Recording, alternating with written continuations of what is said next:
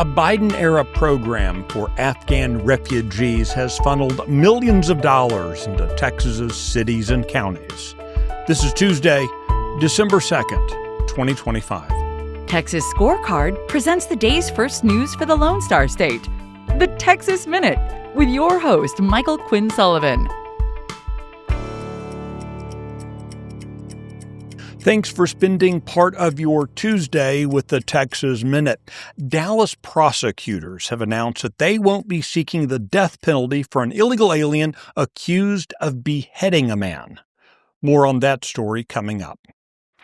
More than $36 million in federal grants tied to Afghan refugee resettlement has flowed into Texas cities and counties since the 2021 military withdrawal from Afghanistan. New questions about the program and the money coincide with recent public safety concerns after two Afghan parolees brought to the United States under the same program were arrested in separate violent incidents. In Fort Worth, Muhammad Al-Kozi was arrested after allegedly posting a video in which he claimed to be making a bomb and threatened to target a local building. Meanwhile, in Washington, D.C. last week, Ramanallah Lokanwal was arrested after allegedly shooting two National Guardsmen, killing one of them.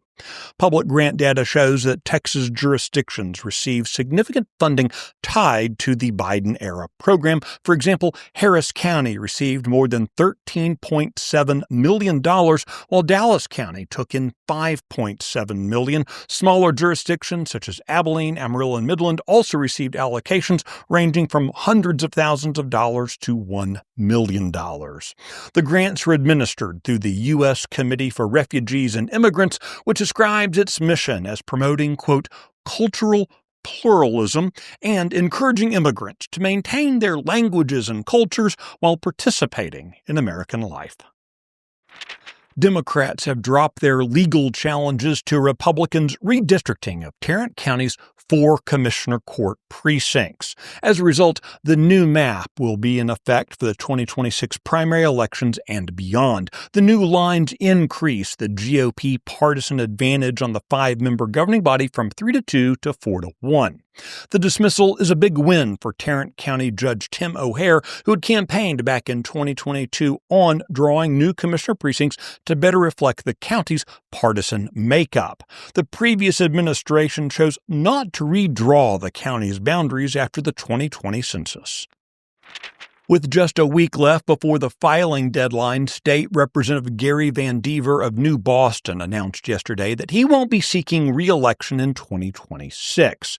Van Dever is leaving the Texas House after a session in which he clashed with the governor and was formally censured by the Republican Party of Texas. Van Dever was one of only 2 Republican House members to vote against the school choice legislation championed by the governor this year. The other was former Speaker Dade Phelan, who has also announced that he won't be seeking re-election. After voting against the school choice legislation back in 2023, Van Dever was forced into a brutal primary runoff that he ultimately survived, but he clearly wasn't looking forward to a repeat in 2026. The filing deadline for candidates is December 8th. The Texas Minute will be right back. America is at a crossroads. Now, more than ever, Texas must step up and lead the country.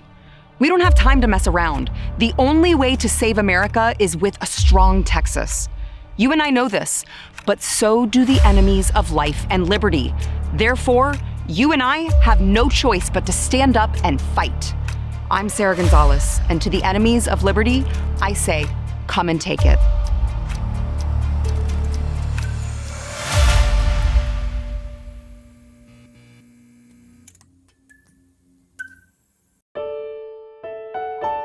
Dallas County District Attorney John Carrizo is refusing to pursue the death penalty against Yordanis Cobas-Martinez, an illegal alien from Cuba who beheaded his employer at a Dallas motel.